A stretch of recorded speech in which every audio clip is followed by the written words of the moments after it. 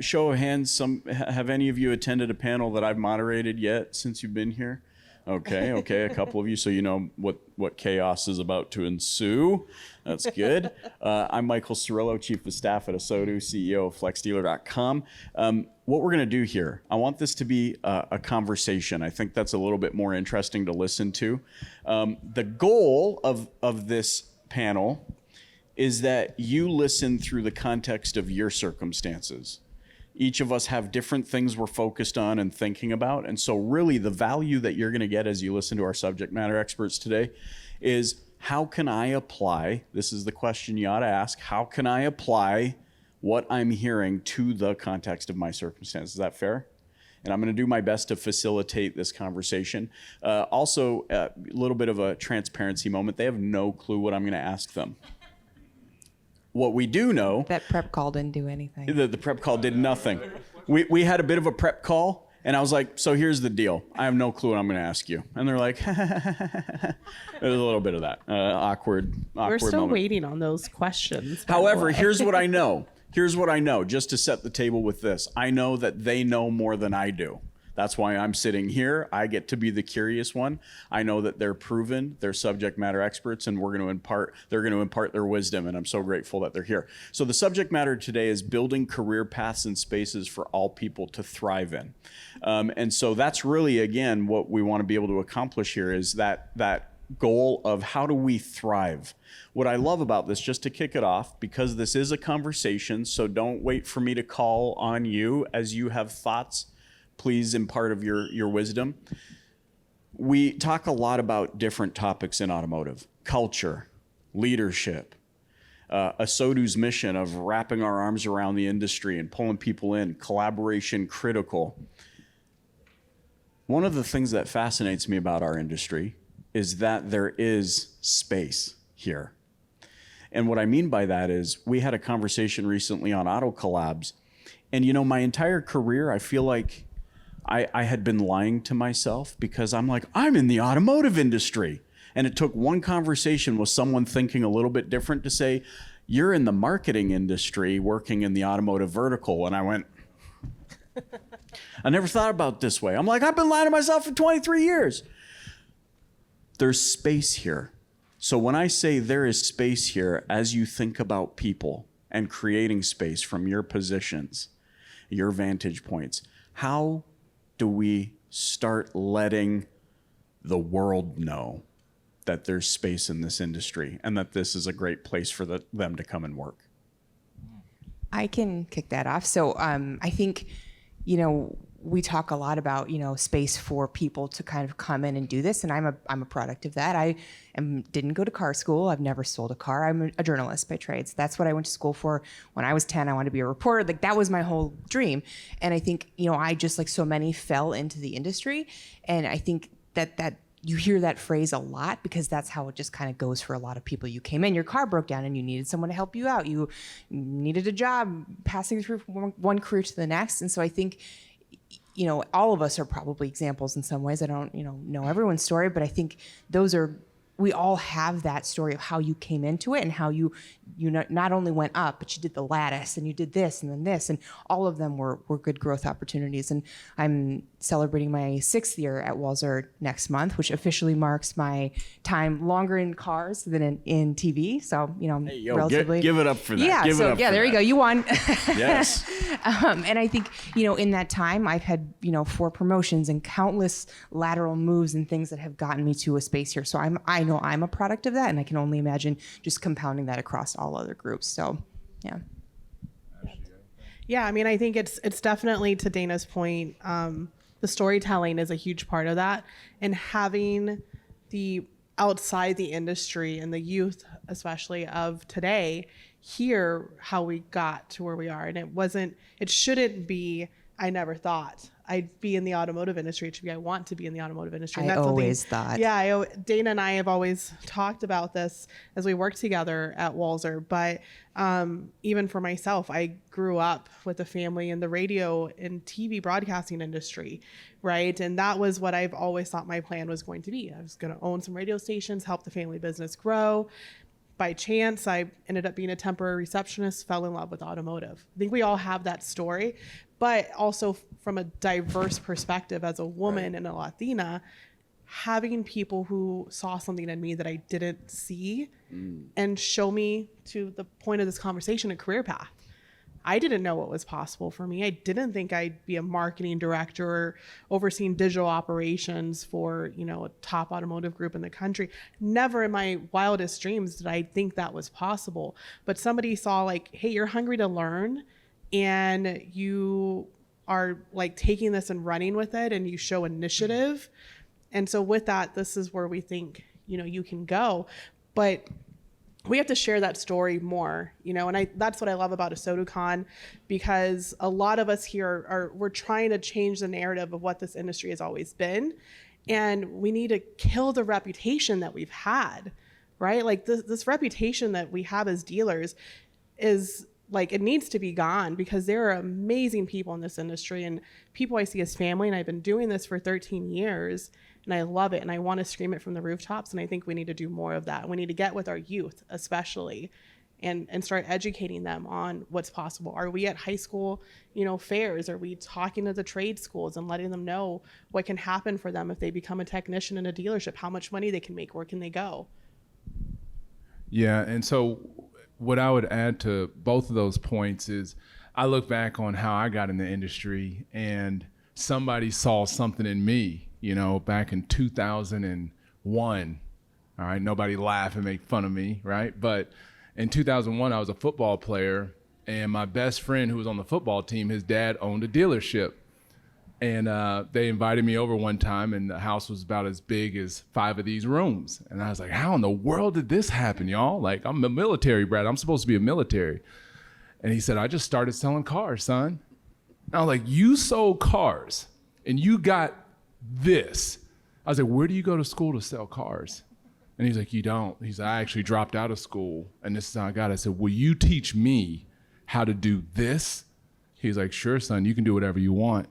And so to your point, you fast forward to right now, what we're saying here is I think the space is created in the community, like in the community space. So now we fast forward to 2023, and I'm giving back the same way that dealer invested in me. So yesterday, while I wasn't here, I was coaching football. My son's on a football team.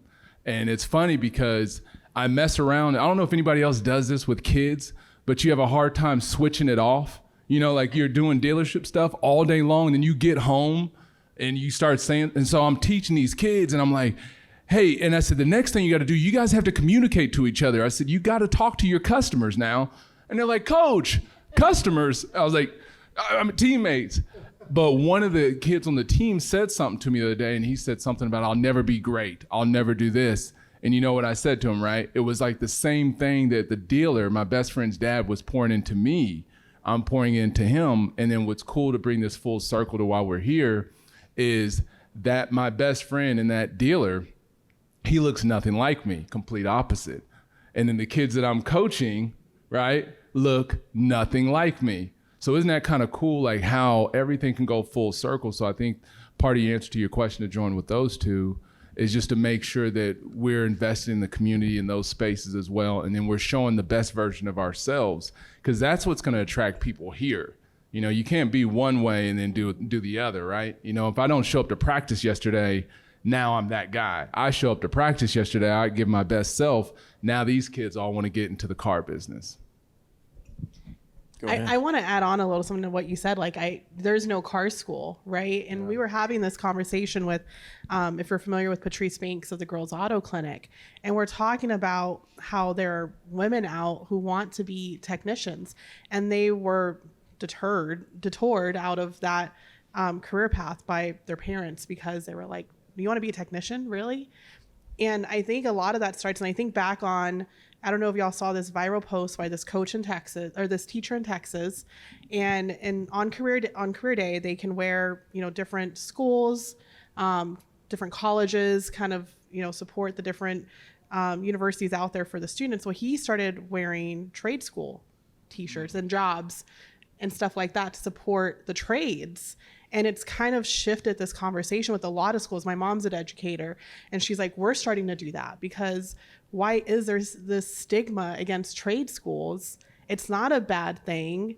And we should be encouraging youth. Like, at military and college is not for everybody. So let's figure out what they want to do. What is their passion, and help them learn a way to get there. So if you don't know this yet, I grew up in Canada. That's the quiet neighbor to the north, right? That's if you live in an apartment building, you want Canada living above you. You know what I'm saying? And it wasn't until I moved to Texas that I realized how big what you're saying military culture is. Like I don't know anybody that served in the military in Canada because there's like 7 people in the whole country. But it makes me realize, though, how far-reaching our industry actually is. Don't fact-check me on this, but it's pretty close to this. I read an article recently about how 1 in 4 Americans work in the auto industry. Did you know that? That's a lot of people. Now, to each of your points, if 1 in 4 Americans works in the auto industry in some way, shape, or form, whether it's trade, whether it's retail, manufacturing, whatever it might be, and they had an average of 3 other family members, maybe a partner, significant other, 2 children, think of now the scope that this industry reaches. Think of how critical it is to our economy. Then let's blow that out and look at people that we don't consider working in this industry. We like to poo-poo on the oil and lube shops and the tire shops and maybe people that we think compete with us. Those people are going to work every day thinking they work in the auto industry. Parts suppliers, electronics suppliers, like you name it. And so when you look at it from that scope, you start to realize maybe 3 in 4 people in this country work in some way, shape, or form. And so why wouldn't we, to your points, why wouldn't we be proud about that and shout it from the rooftops? Quick side story. So my foray into automotive was actually from the vendor side. We published a magazine. I was, as a 16-year-old, I was on the road selling magazine advertising to dealers. You want to know how far-reaching our industry is? I went on a 2-year mission when I was in my early 20s to the Philippines. Randomly, I walk into a nipa hut, kind of like an Adobe hut, and guess whose picture's hanging on the wall? This guy. And these Filipino people looked at me and I looked at them and we were like, I was like, how did you get that? And it's like, well, our daughter was doing a report in school about what white people look like or something like that. And we have family that lives in Canada, and so they ripped that page out of the magazine of a picture of you, and they sent it to I was like, what? We're 16,000 miles away. However, just to tie a bow on that point, if I was more intentional, if I thought more about it, I would have been like, you need to find a dealership to go work at. Because you've already been touched. Even in a small way, you've been touched by this industry in some way, shape, or form. Well, one thing I'll add to that, I think this, you all know this, but I think people forget this is, of our 16,000 plus dealers across the country, these are all small businesses and small businesses praised across the country, but people discredit and forget about dealerships as these valuable community drivers who are invested in their, coaching in the community and doing, giving thousands and thousands of dollars back to their community. They're major small businesses, and our reputation, unfortunately, has preceded us as something else. And so, to Ashley's point, breaking that stigma about what it means to work in the industry, and I think when you look at anybody, we all want to see value for ourselves. We all want to see a career path and contribution, and where can I go and what can I do, whether it's I'm a world-class seller and this is when I want to do my career, or I want to become a VP or whatever that looks like. We all want those paths, but especially when you look at trying to bring people into your business, Gen Z is looking for a company that they can relate to. If you look at all the statistics about what they want a company they believe in, they want a company they can stand behind. And if you're not doing that and walking the walk, you're going to have a big problem bringing people in to join your team. Let's key in on that, right? Because we're talking about career paths in which we can thrive, or spaces in which we can thrive. On the one side, it's like, yes, absolutely, we create an environment that people want to be a part of, an organization that they can believe of. But from your vantage point, how do we do that? How do we convey that message? Let's pivot into that angle, because we've talked about community involvement and things of that nature. But how do we, because I imagine each of us in some way, shape, or form, either maybe it's us or maybe it's someone that we know, is like, yeah, I'm not seeing maybe upward mobility, or I'm not seeing opportunity. So what do we do from our perspective to make sure that the message gets out maybe internally first and then also out to the community? I think a lot of it starts with, and it sounds super simple, but I don't think we're doing it enough. Listening to your employees, asking the questions, having one-on-ones with them, and understanding, where do you want to go? What do you want to be? Is this, temporary and you have other plans? Are you in school and this is a job to get you through? Or do you want to be in automotive and let's help you get there? I don't know how many conversations I've had with people that I have this habit of, I grew up, just in the community. I've grew up from not a lot. And so I love getting to know everybody and just hearing their story. And I will talk with the lot techs, and I'll walk through the service shop when I come into a dealership. I don't go straight to the front door, right? And I just say hi to people and good morning, and eventually they start opening up to you. And I have had numerous conversations with people throughout my years in automotive who are, just kind of our support staff, if you would. But I ask them, hey, what are you doing? What's your plan, right? How do you like the job? I have helped lot techs join our IT team, salespeople join marketing, right? Just by understanding who they were and thinking of an opportunity that came up.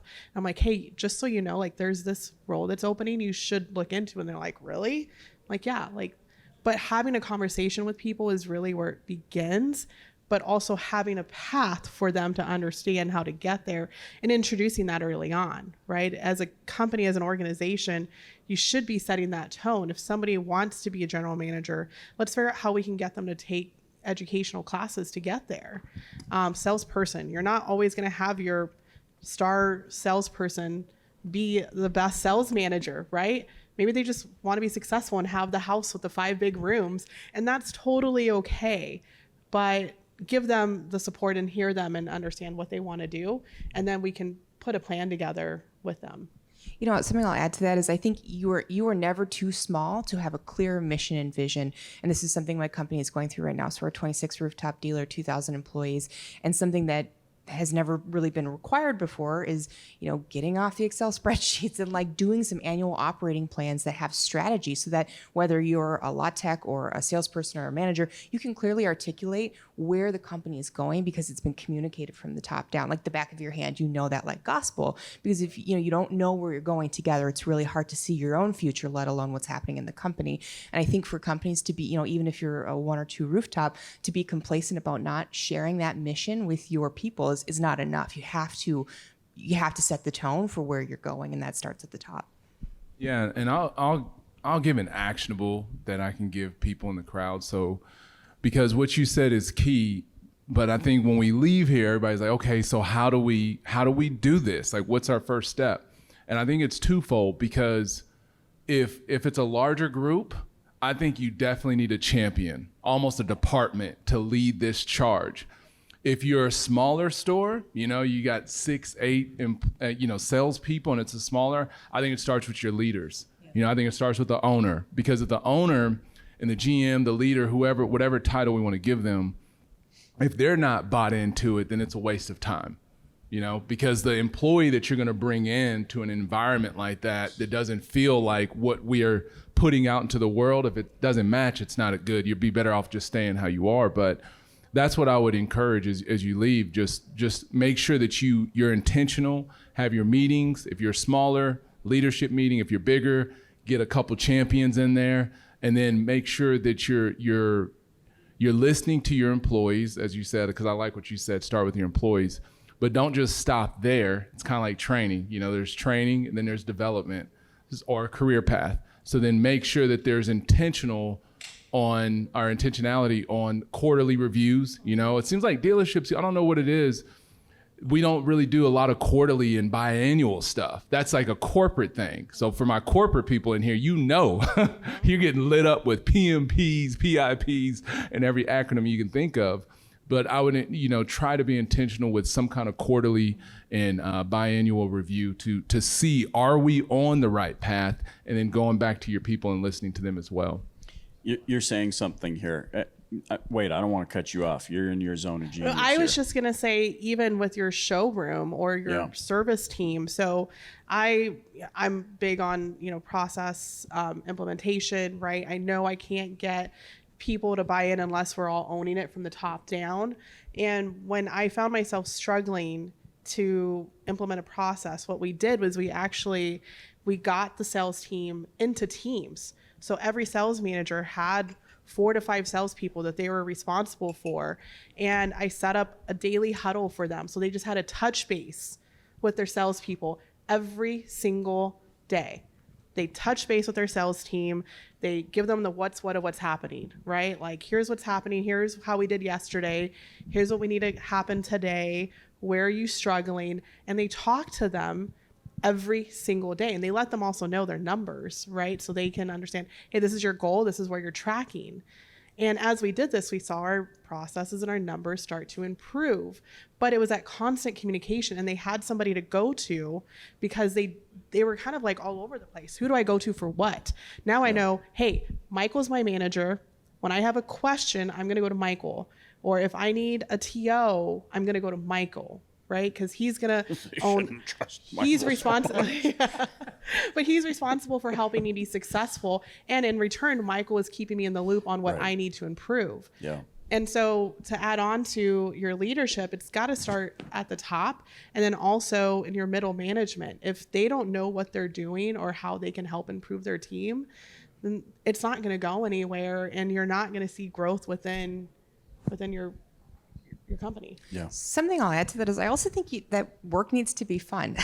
Like we spend so much time at work, and like I think back to my TV days, like grinding it out on overnights and weekends. Like talk about retail hours. This was like beyond bad, and like I just hated it because it was just, there was no fun in it. It was so serious. And listen, I like to win. We all want to win, and we need to win to make the money and keep the doors open and the lights on. So I'm not saying don't work hard and be successful, but I think creating an element of fun is really important. And knowing your people, you talked about talking to your people, and Ashley knows this really well because we've done this a bunch of times, but my company has something called a core values exercise. And when you're brand new in the company, you join, we do this exercise. And basically it gets at the heart of, this long list of 84 values, and you whittle that down to your top 5 and then your top 1 or 2. And so then kind of like, like I know, like Ashley's title, I also know her top core value is family. She knows my top core value is adventure and service. And you kind of start to know these things about people, and it helps facilitate these more personal conversations. So, oh wow, I didn't realize that, God's will was your top value. Like it just kind of brings that connection, because you don't stop living your life just because you're at work. So you need to make it fun. You need to make it personal on a level that people are okay doing that. And you gotta want to win, obviously. Quick poll time. Okay. We got about 16 and a half minutes left for those of you that need flight attendant service here. And you got to wonder why your legs are falling asleep. Poll time, okay? Based on this comment, how many of you would say that you have a fun workplace? Okay. Well, so they're also all liars, but it's okay. I'm kidding. How critical is it? Just shout it out. How critical is that to you in making your workplace attractive? Why? Why is it so attractive? Because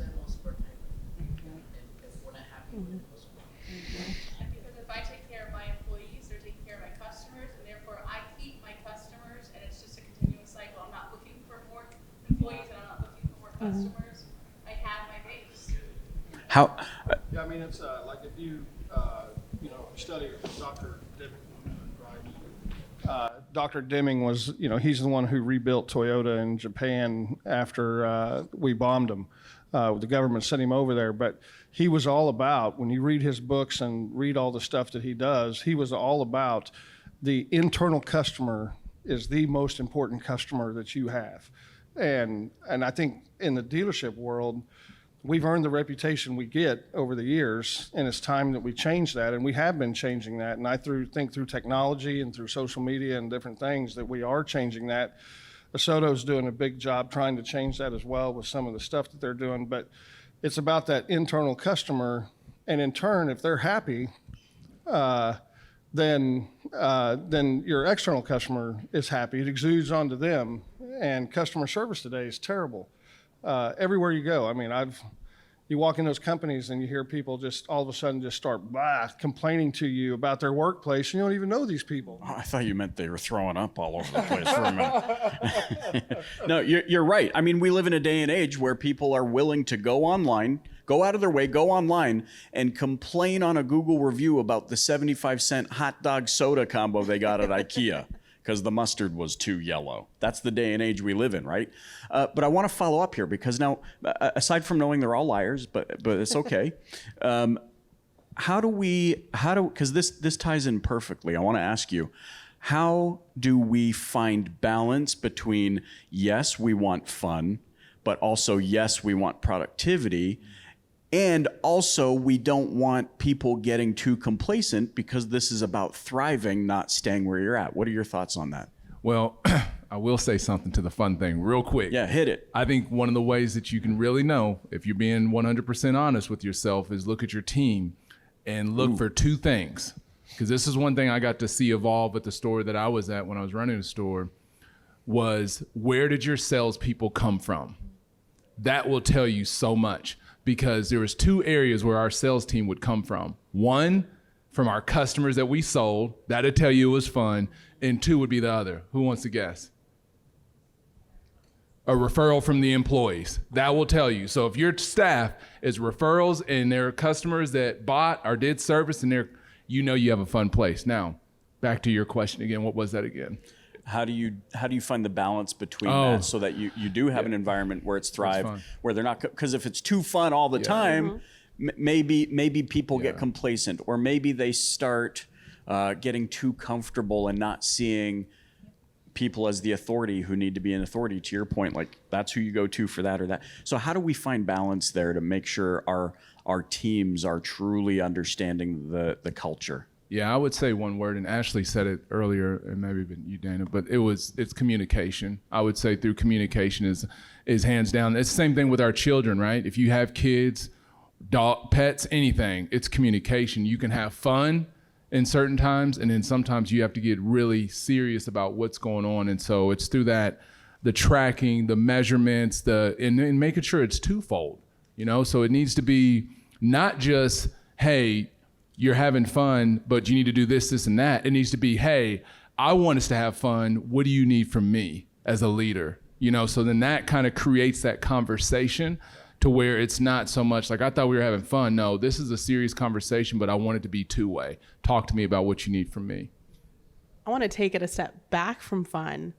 And are they comfortable? And this is a conversation I had when I was first talking with Walzer, and I sat down with their CHRO, Sherry Schultz, which is amazing and had me in tears by the end of this meeting. But what was amazing about it is she said something to me, and it had never been said to me in my entire career and in my entire time working. And it was, I want you to bring your whole self to work. And I was like, hold on a second, what? Yeah. Like if you're proud of your culture, if you're proud of who you are, bring it, because that's how you're going to thrive. And hence the tears, because nobody had said that to me. So does your team feel comfortable being who they are? Because if they can be who they are, they can have fun, right? And they can continue to drive and they want to work for you. But I think that is a big part of that conversation. And when we talk about a diverse workplace, can you do that? Like, and this sounds really silly, but like, I remember I used to like change my makeup, right? When I was in the workplace initially, and I was like, no, I've got to be professional, no bold colors, no red lip, no hoop earrings, none of that stuff. And all of a sudden I was like, oh my gosh, like I actually feel comfortable showing who I am. And I'm from Texas. I have Tex-Mex. I speak some of my words in Spanish and English, and I've got a little mix of that, right? But I remember like I would even change the way I spoke sometimes because it was a little uncomfortable with the reactions that I would get with Can some you of my give us a preview? All right. no, but even the simplest word is like tortilla, right? And they're like, "Oh, tortilla." Like, do you speak Spanish? And and tell me about. And I'm like, hold on, like, but it's silly. But all of a sudden, I felt comfortable being who I was, and I felt like I can thrive. And all of a sudden, my brain opened up more, and my strategy was just flowing out because I felt like I can bring all of it. I mean, I'll say that nobody wants to come to work to just be meh. Nobody wants to suck at their job. And so like, I think as managers, when you're hiring people in, you're looking for those concrete knowledge, skills, and abilities that elevate that person to come and join your company, right? And so you're in charge of having those crucial conversations that sets the tone for what your expectation is. So it always comes back to, managers taking the reins and communicating from the top down. If you want to sum all of this up, that's what I would say it is. But being able to say what your expectation is for anyone in those positions, and then you can blend in those ways that you create the team vibe. And someone earlier today was like, I'm sick of people calling work family. And like, I can understand that, right? Like, family is reserved for your family, but I can tell you that some of my best friends, I've made at work, and so I think there's a lot of value in that too, because again, you spend so much time with them. But I think it's on us as managers to, you train people to treat you the way that you want to be treated, right? You need to say what you need from them, and that's on us. Can I add one thing to that real quick? Sure. I don't think in the business we focus too much on like the 6 intrinsic human needs, for instance. Like when you look at what people need, every human, right? Love, connection, contribution, right? What are we doing in our daily one-on-ones to look at that contribution? What are we doing to say, hey, you take a veteran salesman, hey, go train this green pea to do something. Well, now he's contributing.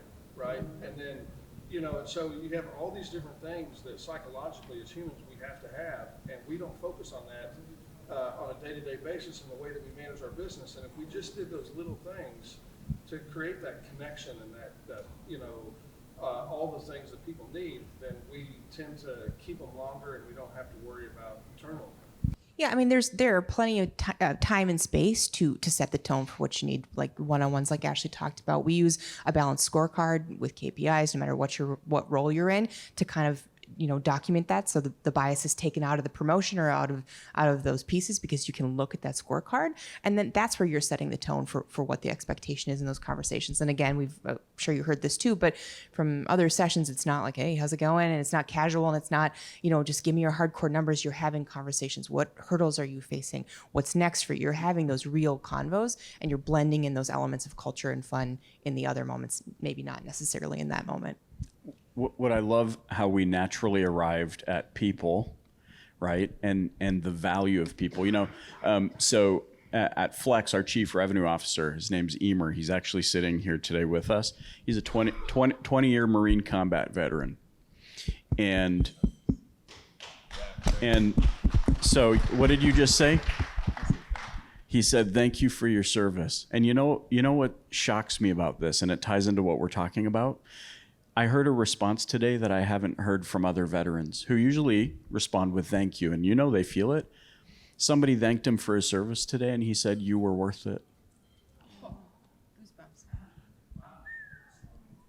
But guys, and I'm not here to put Emer on a shrine, but I'm so proud of that, because each of us as leaders sometimes forget we are also one of the ones that are worth it. Each of us in this room are worth it. And part of setting the tone that I think is so critical is that when we sit across from our people, we set the tone to let them know, because I believe you are worth it, I have great expectations of you. Right? That's really what we're talking about. Setting the tone. I have great expectations of you because you are more powerful than you're giving yourself credit for. So how do we now ensure, we've talked a little bit about it, we've touched on it a little bit, how do we ensure that once the tone is set, that their growth, their room to thrive becomes predictable for them? because I feel like sometimes the chaos ensues, right? Would you agree? You get in, you're like, what do I do? What do I do with my hands, right? Or is it just me? Okay, fine, whatever. It's fine. I'll survive. But we get into the environment, we're like, oh my gosh, it's a waterfall. All of us have that moment. What can we do to ensure that growth is predictable for them, that they know it's predictable? They feel the, not to use the word again, they feel the predictability of growth there. What can we do? How do we influence that? So I'll talk a little bit about what my group does, and this ties again into those balanced scorecards and those KPIs, but we use a succession planning process. And so again, no matter how big your group is, your rooftop level, you can do this annual process where the leaders get together, they have deep conversations about every person on their team. I mean, every single person, even at our 2,000 person level, about, okay, they use a 9 box. So it kind of looks at, okay, they're a high performer and they're primed for growth. They're a trusted professional. They're not ready to go. They're very happy to be right here, wherever that is. Or they're performing low, but they're moving in the right direction. Whatever that is, they're using that 9 box paired with succession planning to say, okay, ready to go now, et cetera. And then looking back on that balanced scorecard to, again, have that documented track record of how they grow. So when the promotions happen, we do, a review mid-year that's not merit-based. It's just sort of a performance update. And at the end of the year, we do that merit-based, that promotion conversation. So then you can go back and have that documented track record. And also from a defensibility perspective, it's also a really great practice to ensure that you're promoting for the right reasons because, you've got that documentation. I'll add something to that because 3 minutes, are you serious? That's crazy. They go fast? Wow, yeah, that went really quick. No, but what I would add to that is make sure that it starts off with what the employee wants, right? Because the employee we should be connecting with our employees, finding out, where do you want to go? Okay, and so then now that we know where they want to go, then we need to ask out, why do they want to go there? Like, why do you want that?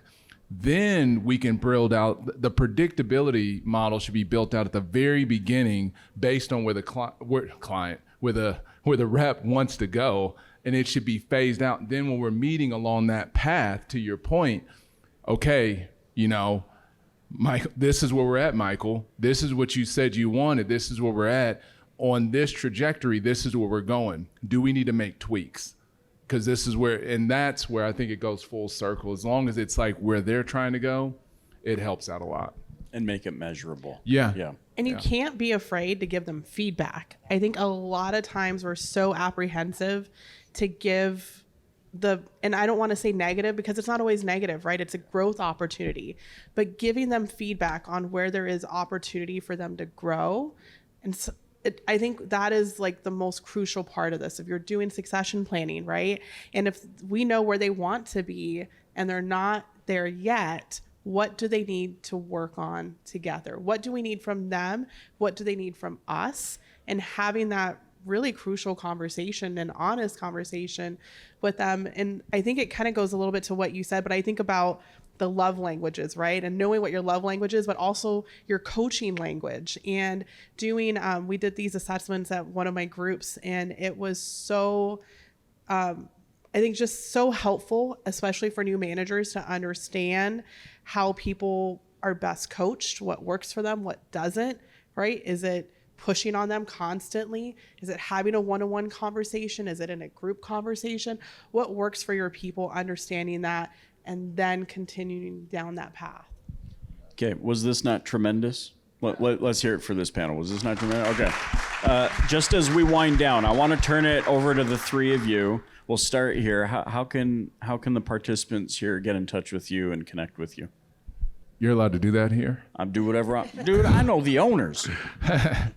Awesome. No, you can just Duran Cage. My name's right there. You can either just go to my website. It's Cage Automotive. I'm on LinkedIn a lot, so I know that's where I've connected with probably more than half of you in this room, Danielle. Right? So, but LinkedIn, social media, or the website, and I gladly would connect. No pitch, conversation first. I'm an open book. Thank you. Yeah, you can find me best probably on LinkedIn. I just relocated. I'm in Texas now in a new automotive group. So bear with me because I am wrapping my arms around my new automotive group. But Ashley Cavazos on LinkedIn is probably the best way. Thanks, Ashley. Same. LinkedIn is where you can find me, or come grab me afterwards. So that's one of the cool things about ASOTU is we're all here. Please introduce yourself, ask questions. The collaboration continues.